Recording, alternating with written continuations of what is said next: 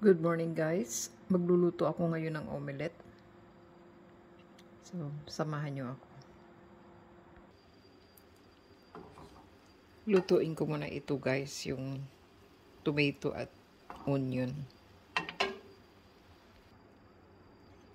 Ito guys, luto na siya. Half cook lang. Mas masarap pag half cook. May crunch.